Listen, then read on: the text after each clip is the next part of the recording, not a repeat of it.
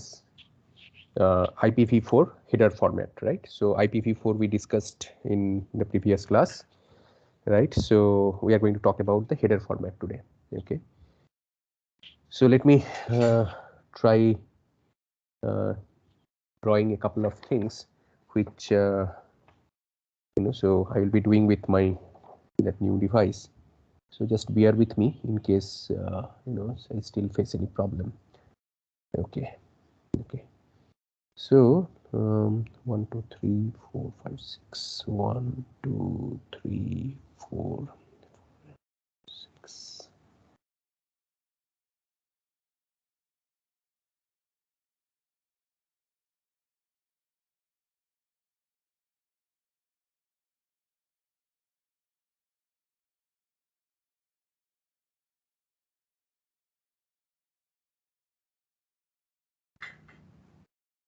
Okay, so what I'm trying to do is I'm trying to draw the header format. Okay, so we have 1 2 3 4 we have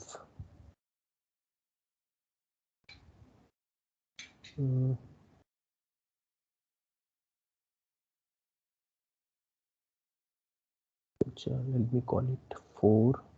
This will be 0. This will be, let us call it 8, and somewhere here it is going to be 16, and here it is going to be 32. So let me complete this drawing.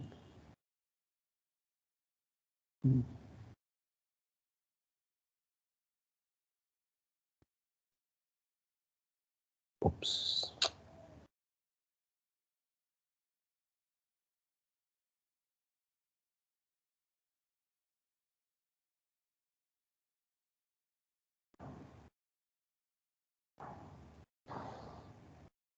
So as you can understand that drawing over here is becoming still a little difficult, but still I need to do it because otherwise it will be difficult to explain the concepts to you fully. And I hope that all of you are also following me and drawing yourselves. And one more we need here. So you draw properly. For me, because of this thing, it is little difficult. But for you, I think you should be able to do it well. So this is called VER version. So I'm going to explain all of these to you. This is the header length. This is the service type. Okay. This IPv4 header format is a very important topic. Okay, so that is why please be attentive and listen to whatever I say. This one is identification.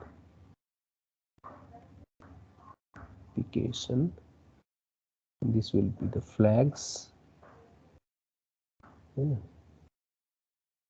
bits long, and this is going to be the fragmentation.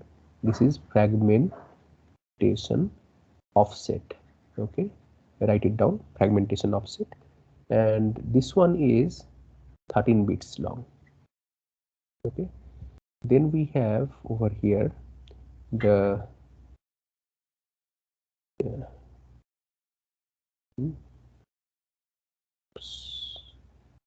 this is TTL. This is the protocol. This is header checksum, and you know what is checksum, right? So I'm going to explain these to you once more. So source IP, destination IP, and the last field will be something called options and padding. Okay, and this one is 0 to 40 bytes long. Okay, So ugly drawing, but I hope that you can follow what I said, right? So this is called what? This is called the header format. And how many fields are there altogether? There are, if you count here, you would be able to see that there are 12 fields. And so out of which 1, 2, 3, 4, 5, 6, 7, 8, 9, 10, 11, 12. So 12 fields are mandatory. These are here mandatory, and out of which this one is the optional field, optional. Okay, so let us go one by one. So let me, I hope that all of you have copied this thing, everyone. Okay, so let us go one by one. So what are these fields, right? So let us try to understand what is implied over here. This is basically the header format. That means the IPv4 datagram, right? So IP datagram. So that header, what is the format of that header? Okay, so you have different fields over here, 12 fields which are mandatory and one optional field. Okay, so now let us try to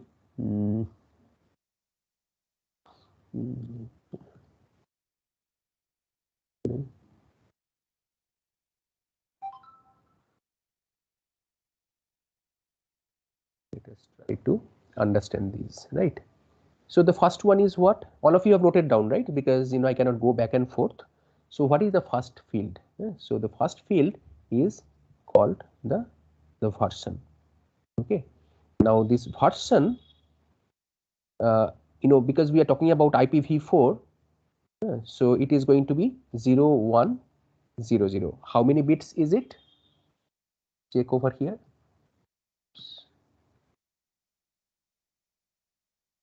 Yeah. How many bits is it? 4 bits, right? So this is 4 bits long. This is again 4 bits long. Okay, so this is going to be 16 bits. So the first one is the version. So version basically implies that what version of IP datagram we are talking about. So if we are talking about IPv4, so this is going to be 0100. 0100 is what? 4, right? So, and if it was, let us say, IPv6, another more advanced addressing mechanism. So this one is basically 0101, which is going to be 6. So this is IPv4, and this one is IPv6. Okay, so the version you understand. Now what is this header length? H-len. H-len, this is interesting. H-len is going to be the header length. Header length. So you see that why this header length is required. This header length is required because the destination needs to know, right, how big is this datagram, right? So for this, so it needs to know the length of the header first of all, right? Okay, so so how many bits is it, this header length? Header length is 4 bits. Okay, now what are these 4 bits? So you can have these different 4 bits here. So 0000 is what? 0, right? Then you have 0001, which is 1. Like this you continue, and you are going to have the last one, which is 1111. 1111 is what? It's going to be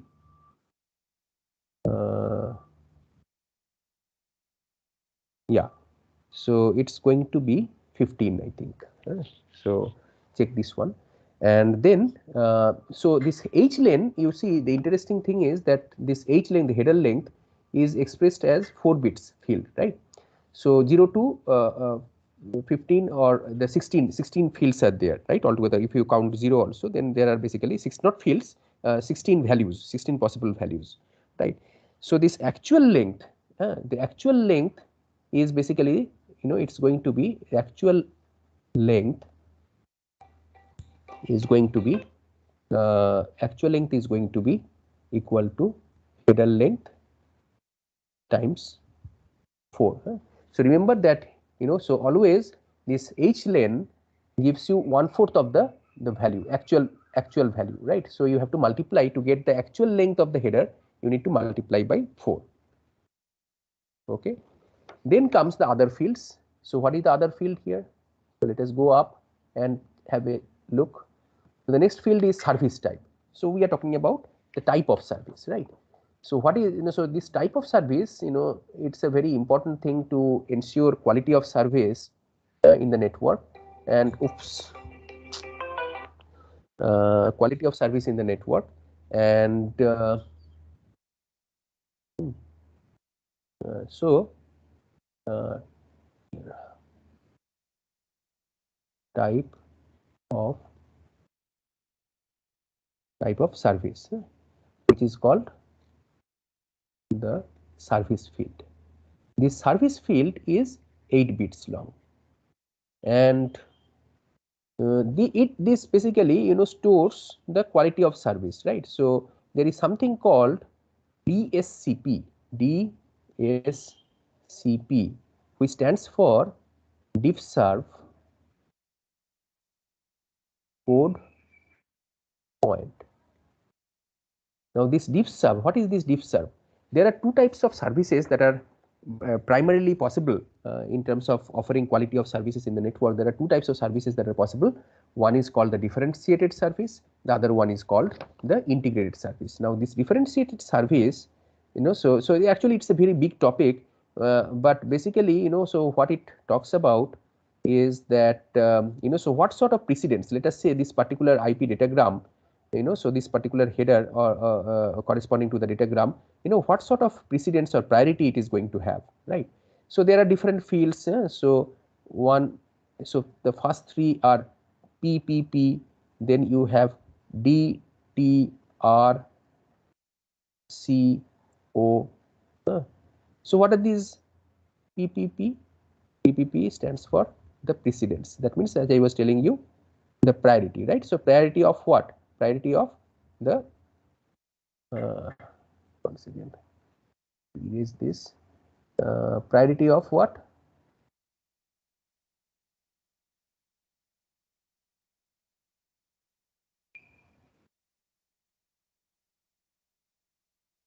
Precedence. Just give me a moment, and I have to keep it short. Otherwise, continuously I'm getting calls. Achha. So this precedence, right? So this is the precedence. The first three fields basically determine the precedence. And now what are the other things? So there is a D. D is what? D corresponds to the delay. These are the DSCP fields, right? Delay. T is what? T is throughput. R is what? R is reliability. And C is what? The cost. And what is O? O is an extra field which is reserved for any kind of future enhancement. So these are the DSCP fields. So as you can see over here, it starts with the precedence value. That means the priority that the packet is going to have. The delay, so the delay, the throughput, so all these are what? The quality of service parameters. So this is part of what? The differentiated services. So these sort of things, actually, if it is a integrated service, then basically, you have a different set of values to be put in over here, right? So this is basically this particular field, this type of service or the service field is basically 8 bits long, and it contains this sort of information. Okay. Now Yeah, and also this DSCP, along with DSCP, you also add another information, which is the ECN.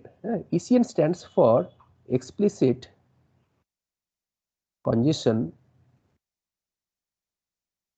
notification. So what does it mean? So this explicit congestion notification is basically sent to the sender of the datagram if it is sending too fast than how the receiver can handle or an intermediate node can handle. So this explicit congestion notification is sent to the source to inform the source that it should slow down. Is this okay? So this is called explicit congestion notification. Okay. Then what is the next field after TOS?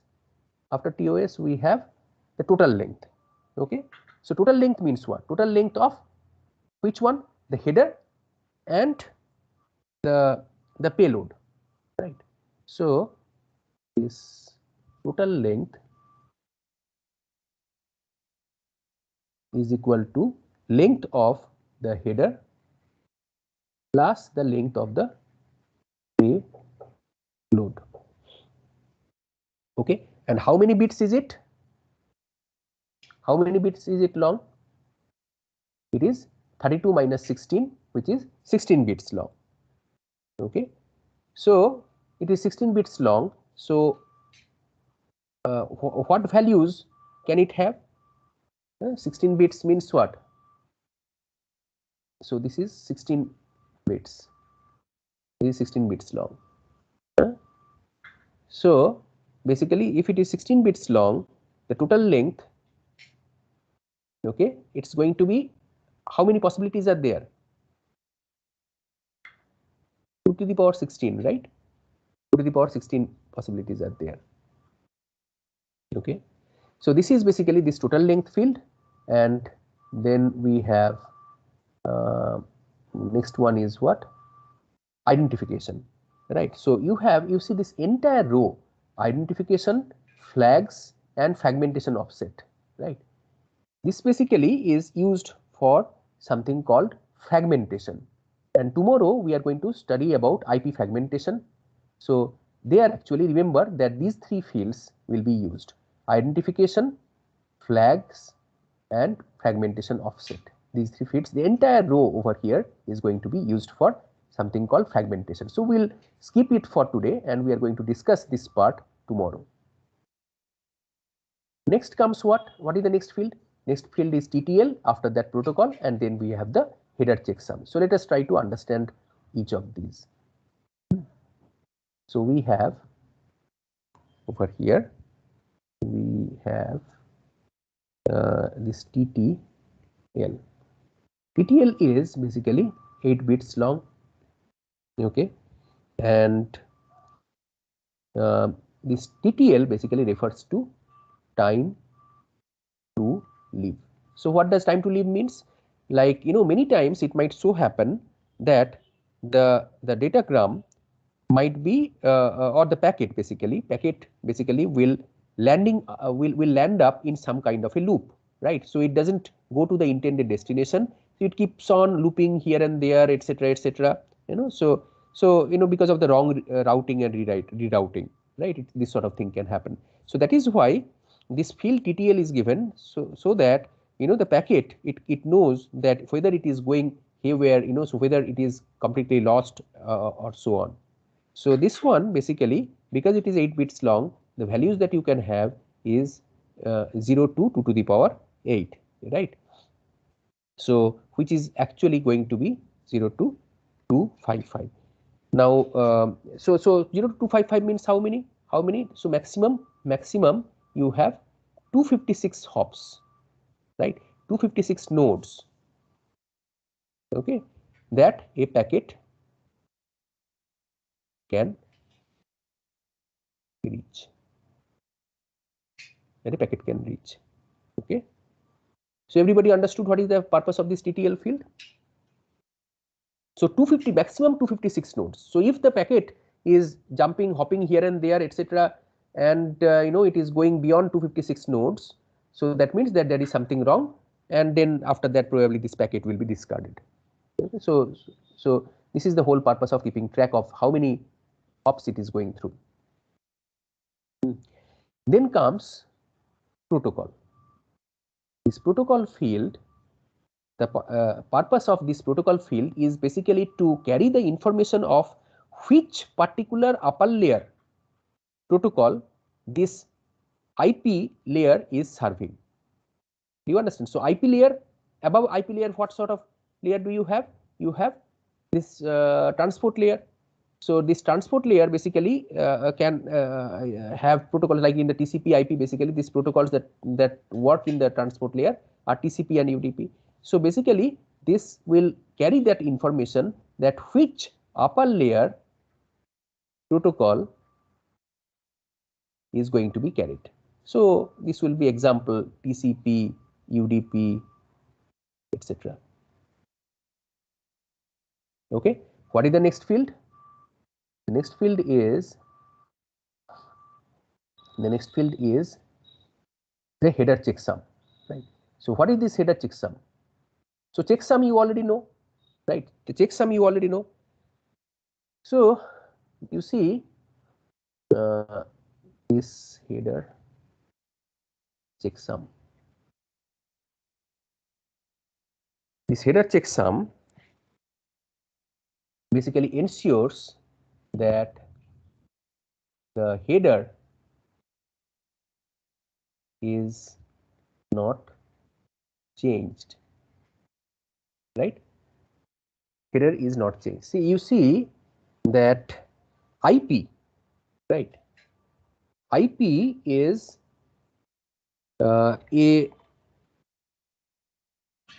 it's an unreliable protocol.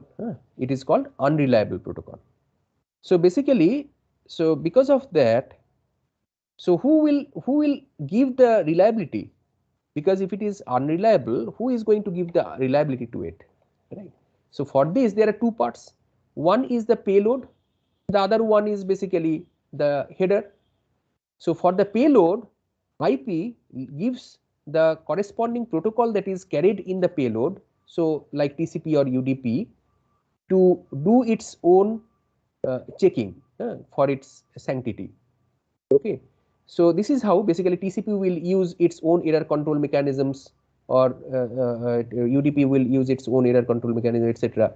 And all the transport layer protocols basically are going to do it, or any other protocol that is carried in the IP datagram is going to do this error control. But so that is the payload part. So payload will take care of it, but then the header part, who is going to take care? The header part basically to take care of the sanctity of the or the integrity of the header basically.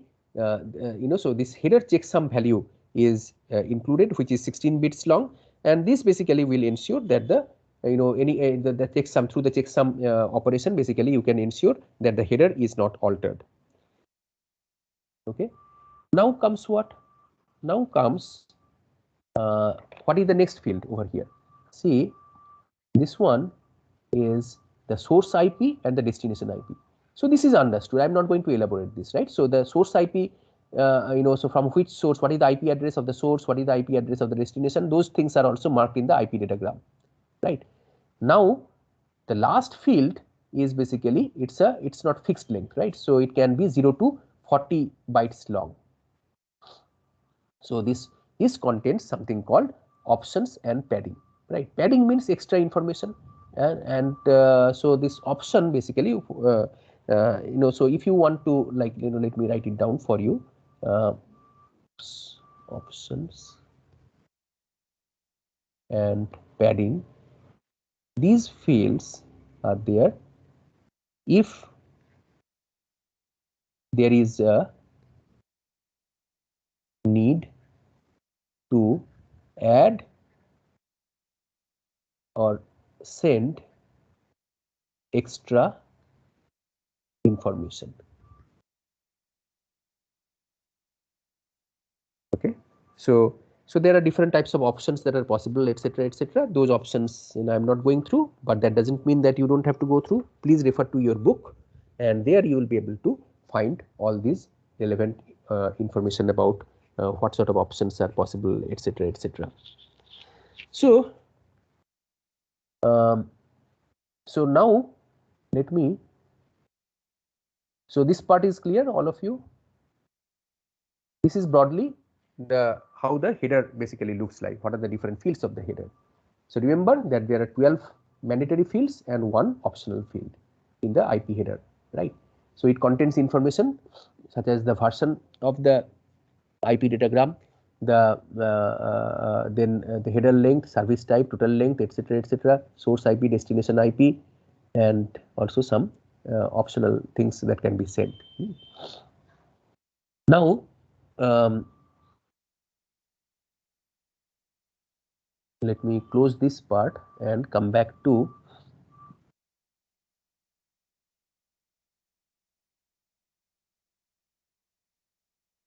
so this is what I hope that all of you can see my slide, right?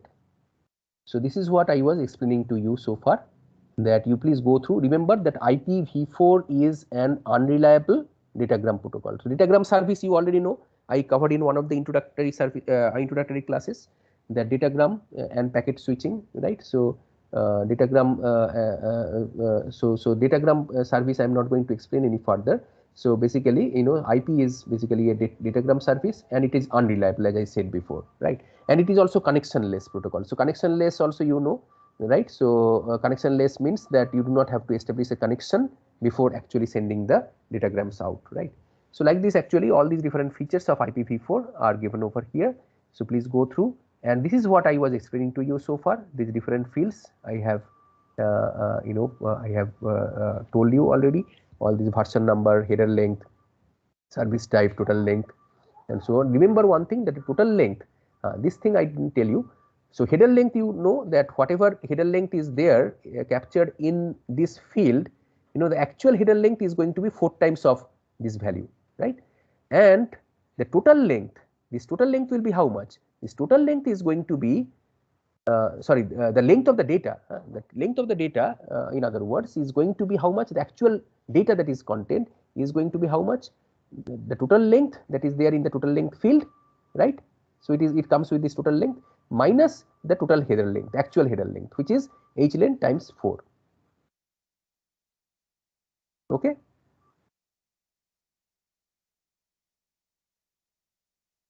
So then these are the ones that I was telling you. Tomorrow I will explain this identification, flags, and fragmentation offset.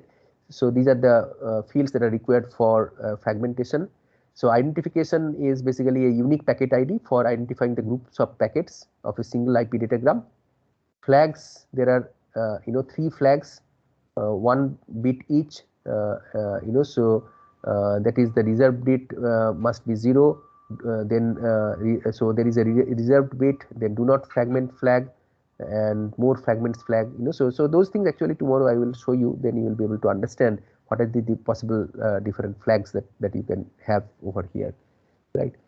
And then you have the fragment offset. The fragment offset also basically this represents the number of data bytes ahead of a particular fragment. So fragmentation is required. Tomorrow I will tell you, but fragmentation is required in order to, let us say, the underlying channel, if it cannot send the entire datagram, so then the datagram has to be fragmented into different parts, right? So how you keep track of these different fragments is what is captured in these 3 different fields, right? So this fragmentation offset you will be able to see tomorrow how it works. Okay. Then you have this time to leave, source and destination address protocol. I was telling you, in the payload it will have either the TCP or the UDP from the higher layer, upper layer. So this upper layer protocol, will be stored as the payload. Okay. Then you have the header checksum. As I told you that IP is not a reliable protocol. It does not check whether the payload carried by a datagram is corrupted during transmission. So it puts the burden of error checking on the payload of the protocol that is being carried. So either it will be UDP or TCP, and the datagram header, however, is added by IP, and that's why it needs to check the errors occurring in the header. and that is why this header checksum value is filled, so that using this header checksum value, this whether there is any modification in the header, that can be checked. So that's the header checksum. Then the options, basically I told you that different types of options are there, up to so 0 to 40 bytes of options can be there, and these can be used for network testing and debugging. So these can be used for network testing and debugging. There are different tools that are there, like ping. So I think some of you might have heard about ping, right? So the ping command, right? So basically that's a ping protocol. So this ping is there, then there is traceroute is there, and so on, right? So this is basically this options is going to be used for network testing and debugging. And then the payload is actually the packet coming from other protocols that use the service of IP, right? So this is the payload, right? And so if you are comparing the datagram to the postal package, basically the payload is the content of the package. The header is only the information that is written on the package. So if this analogy that you can draw with the postal services. So this payload is actually where the data is stored. Okay. So now let us do a quick math. Very simple, not math. Actually, very simple. Question is there. So let us say that we are talking about IPv4 packet that has arrived, and the first 8 bits are these, right? So 0, 1, 0, 0, 0, 0, 1, 0. Now the question asks that the receiver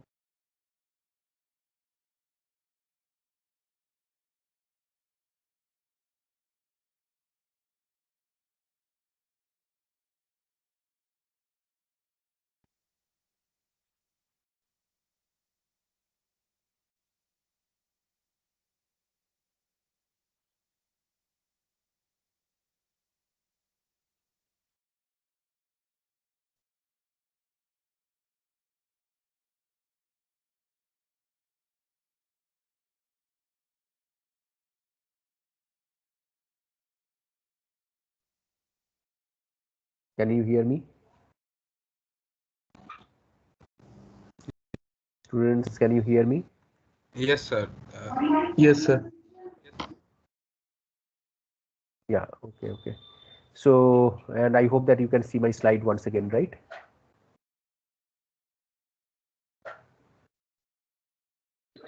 Yes, sir. Is my slide visible? Yeah. So this is the question, right? So basically, it says that this IPv4 packet has been received with these bits. The first 8 bits are given over here. So why does the receiver discard the packet, right? So who can tell? So why does it? So can you do it yourselves?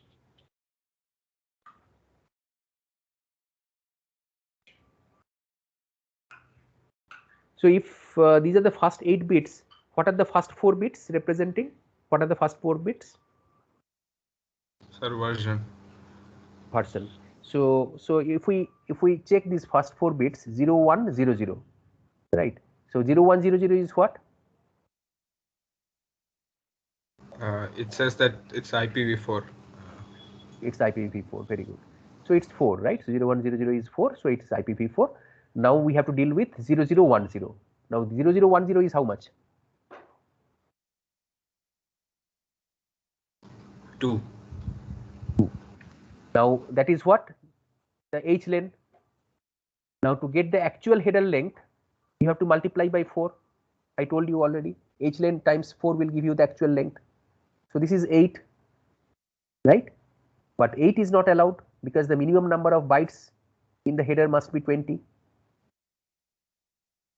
So that means that the packet has been corrupted in transmission. Okay. So this is basically this IPv4 header. I don't have anything else to explain to you over here. So after this, we are going to start. Let me check the time. Yeah. So we have little time. So let us do it. So any question on this part? Any question?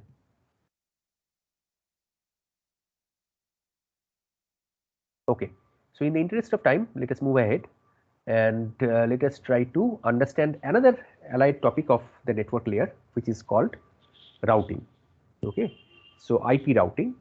So IP routing is something that, again, it's a very popular term in networks, that basically refers to that if a particular packet has to be sent from the source to a destination, what is the path that that particular packet is going to traverse?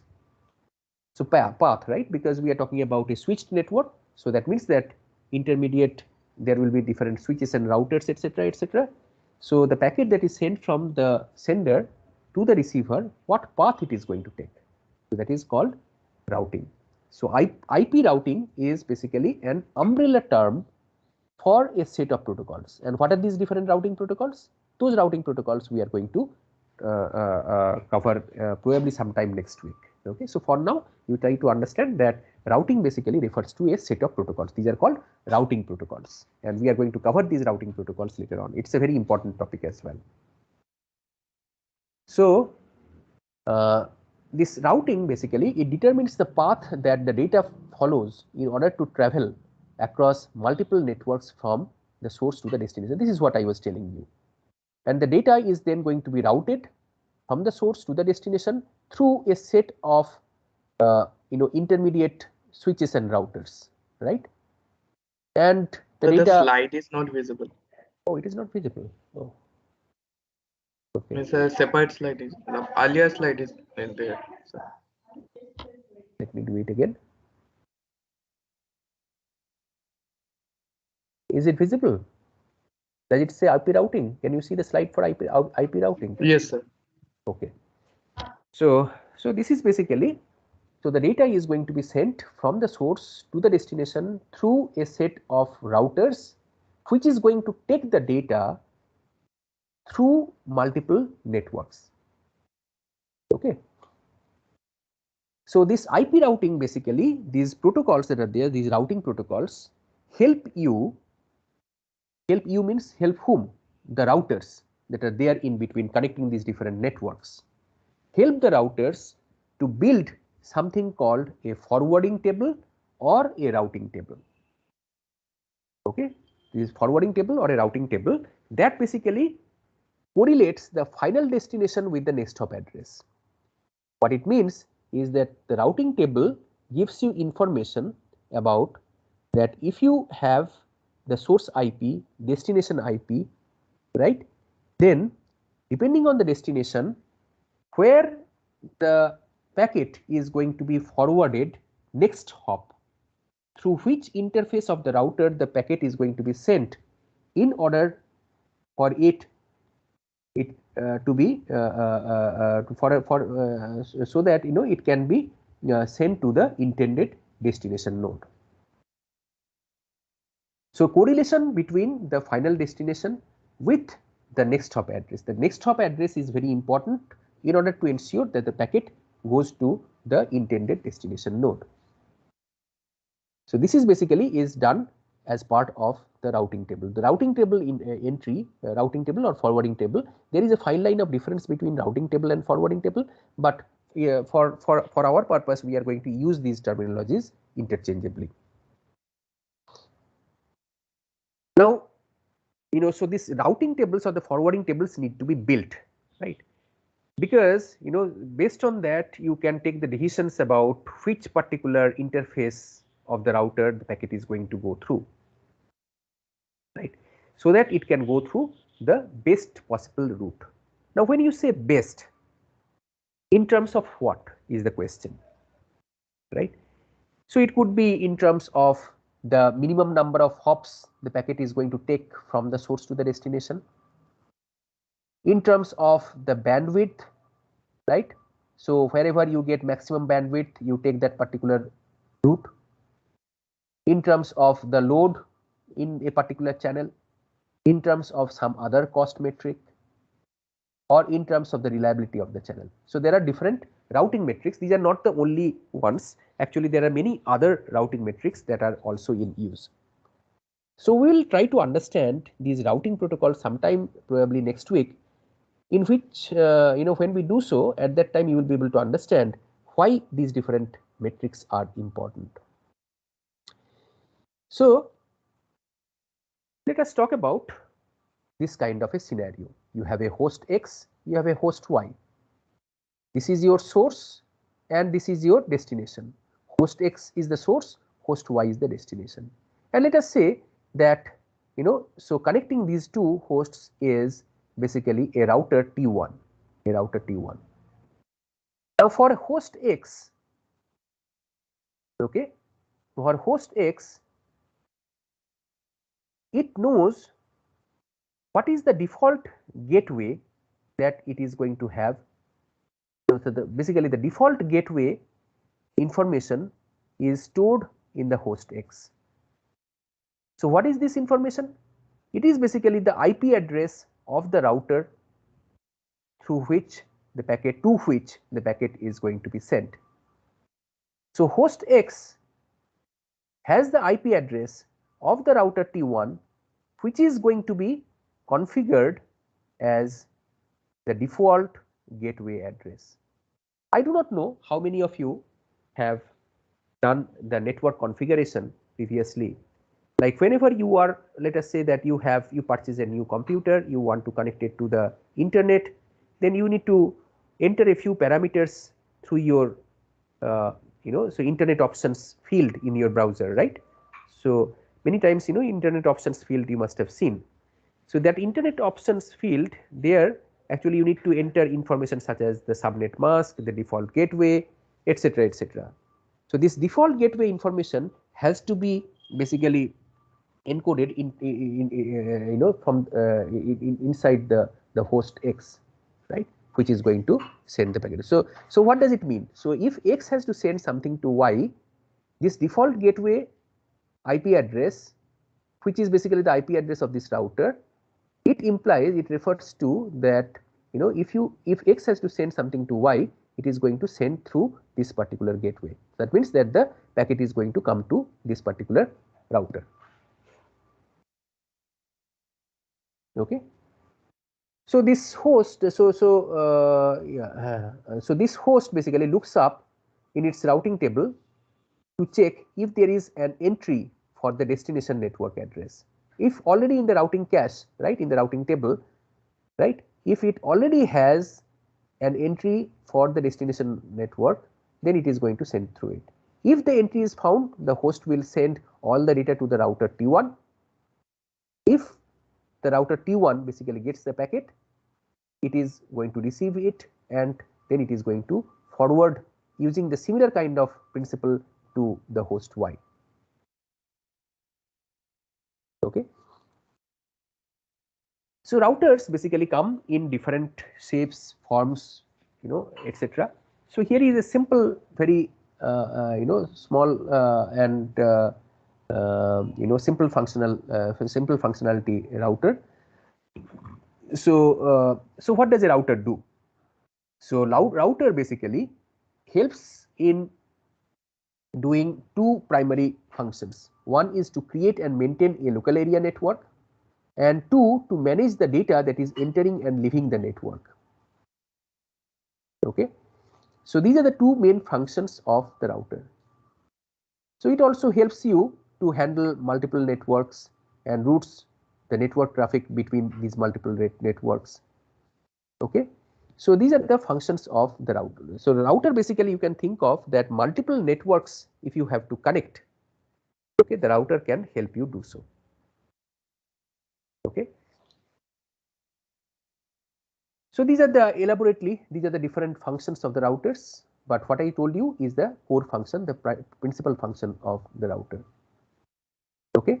So now let us try to understand what I was telling you earlier. This routing table or the forwarding table is basically stored in every router. So this routing table is a set of rules often viewed in table format that is used to determine where the data packets traveling over the IP network will be directed. So what are the different fields over here? So these fields in a routing table, there are many other fields also, but these are some of the most important fields. So one is the destination, second is the subnet mask, and the third is the interface. Okay. So you see, so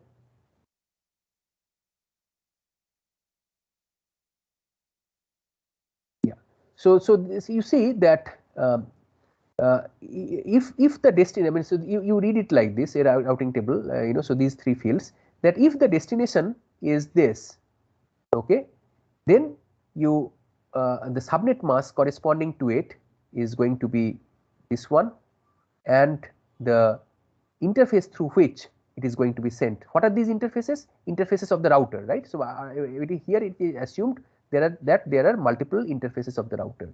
If the destination is this, then the subnet mask is this and the interface is this. If the destination is this one and the subnet mask is this, then you send it through this interface. If the destination is this and the subnet mask is this, then you send it. So the destination as along with the subnet mask is going to tell you, you know, so how you are going to send the packet, how you are going to send the packet. So this combination, the destination IP along with the subnet mask. So remember one thing, that for the default route, basically the subnet mask is going to be 255.255.255.255, and this is the subnet and the subnet mask that I was, and you know, so I think sometime last week, basically, you know, when we talked about this IP addressing, etc. At that time, I told you about the subnetting, and at that time, you know, we also spoke about this subnet mask, right? So the subnet mask is basically used to determine through which, you know, if you have a particular destination address, and the subnet mask is going to tell you, like, you know, how you are going to send the packet with that particular destination address. So the routing table also has many other entries. Okay, so these are some of these different entries that are given over here. What I had shown you is only a snapshot of the different other fields that are also there.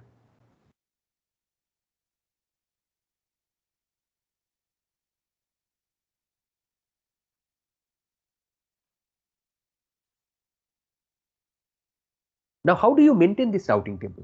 You can do that with the help of primarily two different mechanisms. One is called the dynamic routing, the other one is called static routing. So here, basically, you know, so whether you are talking about dynamic routing or static routing, we have to fall back on the concept of maintaining the routing tables.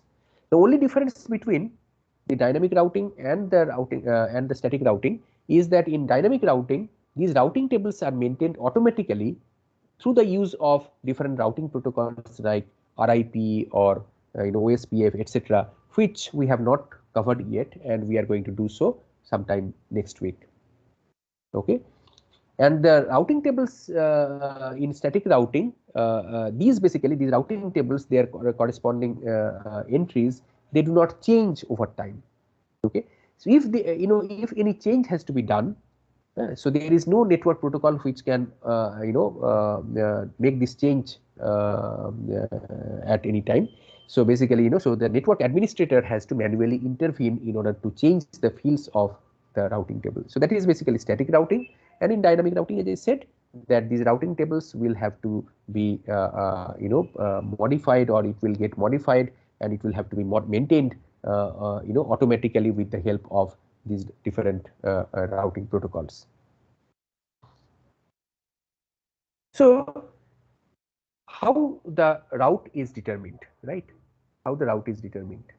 So let us consider a network.